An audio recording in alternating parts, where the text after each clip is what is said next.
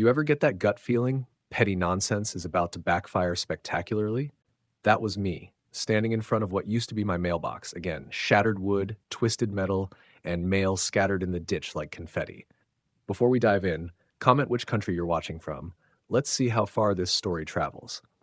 I lived on the edge of a quiet subdivision, but quiet stopped being the word once the HOA got a new enforcer, Milton Craig. He wasn't actually law enforcement, but he liked to act the part. Reflective vest, radio clipped to his belt, even fake citations tucked in his clipboard. The guy strutted around like a small town sheriff with way too much free time. At first, I thought the broken mailbox was a freak accident. Maybe a delivery truck clipped it.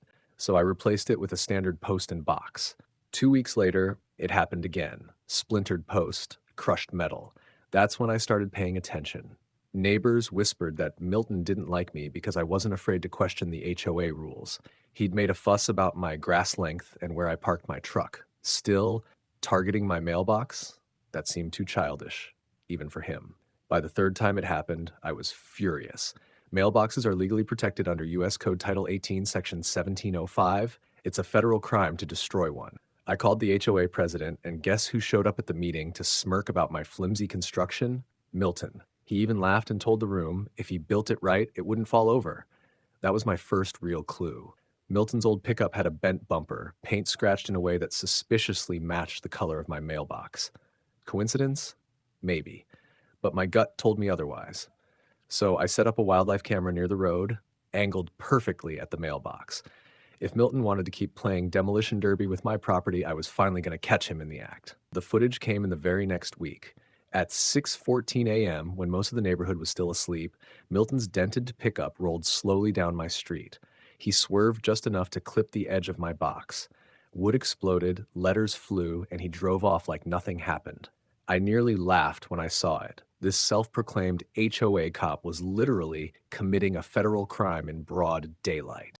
At the next HOA meeting, I stood and calmly laid out my evidence. Here's Milton, destroying my federal property, I said, holding up my phone for the board to see. Karen, the actual HOA president, shifted uncomfortably in her chair. She always defended Milton like he was her personal guard dog.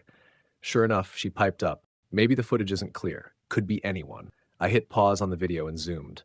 Milton's vanity plate, clear as day. The room went silent. He just sat there, arms folded, smug like nothing could touch him. That's when I realized the HOA wasn't going to hold him accountable. If I wanted justice, I had to get smarter. So I started researching reinforced mailboxes. According to county code, as long as the post didn't exceed 4 inches in diameter and was breakaway friendly, it was legal. But there was wiggle room. I got creative. Steel core post encased in decorative brick, hollow enough to meet standards but strong enough to stop a truck. On top, a heavy-duty locking mailbox rated indestructible by the manufacturer. Neighbors watched me work with curiosity. Upgrading, one asked. I smiled. Just making sure it holds this time. By the time I was finished, it looked like a normal, classy brick mailbox. Nothing out of the ordinary. But beneath the surface, it was a fortress. I didn't have to wait long. A week later, while sipping my morning coffee, I heard it. The unmistakable thud of metal slamming brick, followed by a screech of tires and a man howling in pain. I walked out slowly, coffee mug in hand. Milton's pickup was nose deep into my new mailbox, hood crumpled, airbags out, steam rising like smoke signals. And there he was, clutching his arm and swearing. I stood there on my lawn, sipping coffee while Milton cursed beside his wrecked truck. "What the hell did you do to your mailbox?" he shouted, spittle flying. I raised an eyebrow. "Built it to code. Can't help it if you can't drive." Karen came marching down the street in her robe, hair wild like she just rolled out of bed. "This is outrageous," she barked. "You set a trap for him. This is entrapment, and I'll be reporting you to the HOA for creating unsafe conditions." I almost laughed.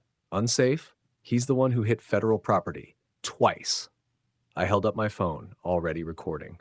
The camera caught the crumpled license plate, the mailbox standing strong, and Milton's little meltdown. Police arrived within minutes. 2 cruisers, lights flashing.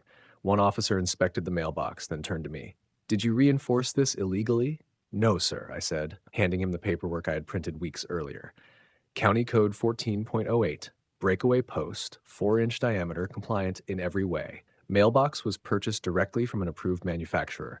I double-checked with Public Works. The officer nodded, impressed. Looks solid. Karen pounced, jabbing a finger at me. He's lying. That mailbox is a weapon. He targeted Milton.